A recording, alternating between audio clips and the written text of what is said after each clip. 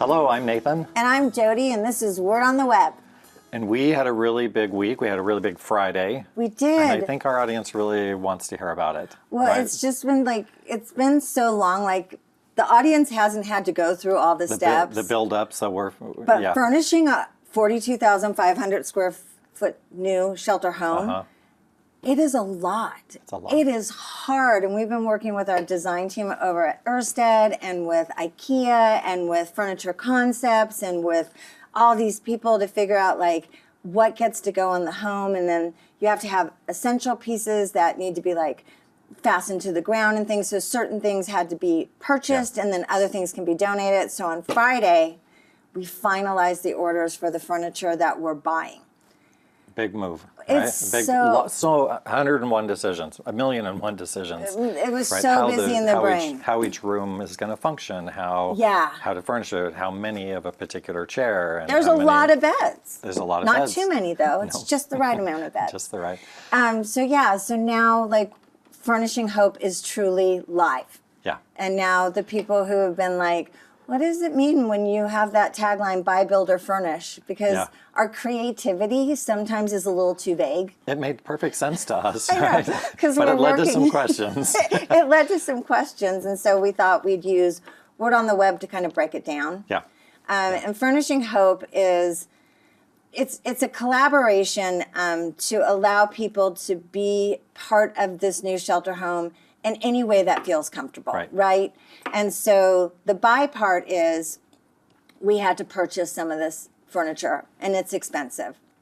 The furniture itself is very essential, and it's safe, and it's designed for people with mobility issues. They're the pieces that you need to create this stability. Some essential pieces that are bariatric or weight bearing or easy to wash and where, all of that. All of those factors. So there's a donation page through Interfaith where if you want to just help us purchase those pieces, you can sponsor a room, you can buy a chair, you can buy a sofa, you can do whatever you want. And you can just donate to that page. If you want to build, that's totally different. So we push the button for the order with IKEA. Right. It looks like that delivery is going to be here the first week in December. And so what people can do is sign up to be part of a build team. Yeah. And during those first 2 weeks of December, we're going to have groups come in. And we had a really good lesson when we had that meeting about assembly line and making sure that we have electric screwdrivers and all the things necessary to make the build. All the tools. All the tools. Yeah. So we're going to have these little packs for the groups that come in. We're going to be so organized. And then people are going to help us build the things that come from IKEA. And there's chairs and there's tables and there's side tables and all kinds of stuff. And that's a way that you can really be boots on the ground, putting the stuff together and helping us to fill the spaces with the IKEA furniture. Yep. And testing your ability to follow instructions. And not have a total meltdown because there's so many screws and who has the Allen wrench and all of that. Yeah. And then the final piece is that there are certain rooms that we were not, the pressure wasn't on to have particular furniture. Right. And those are the family room, which has been already sponsored by Clinera, which we're so excited about. But then there's also the teen lounge, the early education classroom, the library for adults. There's special pockets in this shelter, and you can actually design it yourself. You can bring in donated furniture.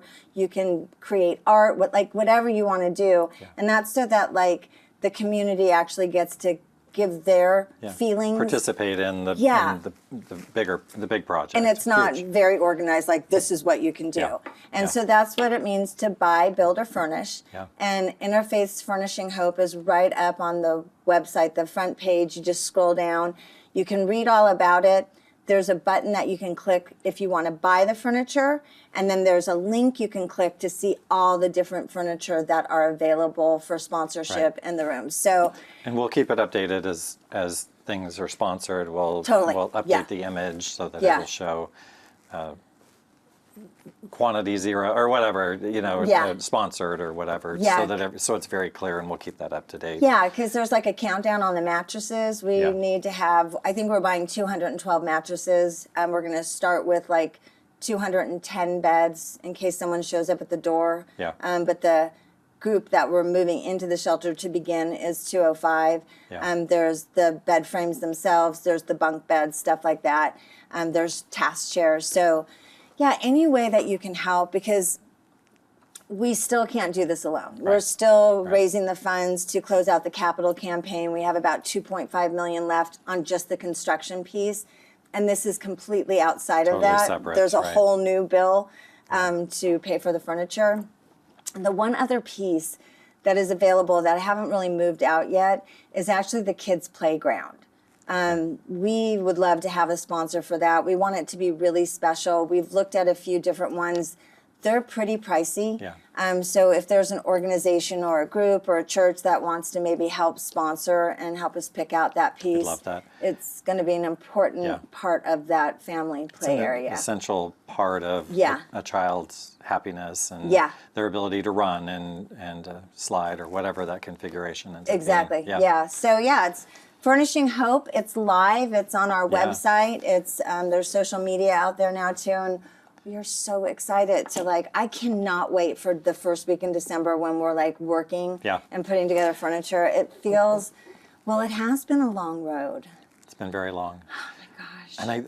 And some of the feedback that I've received that I'll share that I love is people respond. Some people have the money to give, and some people have a Saturday to give. And they're not the same people. And so if a family wants to come and put a bookcase or something like that together, there's an option for that. Yeah. And it doesn't cost them anything out of pocket. And then there's some or you can do both, of course. You can do it all. You can buy, build, and furnish. I know. Yeah. Well, so it's there are options for everyone. Everyone's welcome. Yeah. Even in the way in which everyone is welcome to help us furnish this new shelter home with hope. Yeah. And to be part of this new community.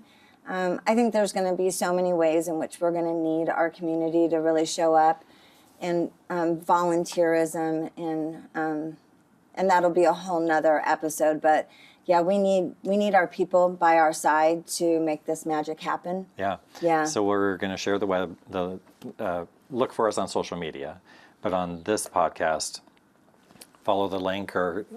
Yeah, Casey does these great captions. He'll put up the interface. Now, Casey. Yeah. And I moved Furnishing Hope onto the main page so you can find it very easily. And then I do e-blast. So if you're not getting our newsletters, you can actually go onto the website and sign up to get the newsletter to keep you all updated on everything.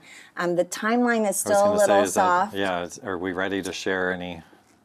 We could speculate, but please don't put this on your calendar. The theory is, if all goes well with everything, that we should be getting occupancy by the end of November. And what that means is, at that point, that's when you can start moving the furniture in and things and setting up the shelter. Yeah. And so then, based on the furniture orders, all of that looks to be coming in those first 2 weeks of December, kind of close to the holidays, but we are hopeful. Let's manifest it. Right. Let's manifest it and say that we are hopeful that we will be opening the new shelter in mid-January and moving guests in. And we'll need some help with that too. That's a whole nother episode as well to help transport our guests to their new home. So more to come. Lots of exciting things going on, and so many different ways to engage and participate. Show them my cute artwork. It's amazing. That's actually what why I picked it up. I think that Jodi created some of the, most relatable, it feels like a board book from my childhood or something. I know. It was so much fun. I did this through Canva. Yeah. And you'll be able to see all of these. They'll look very familiar when you follow the link or when you go to our website.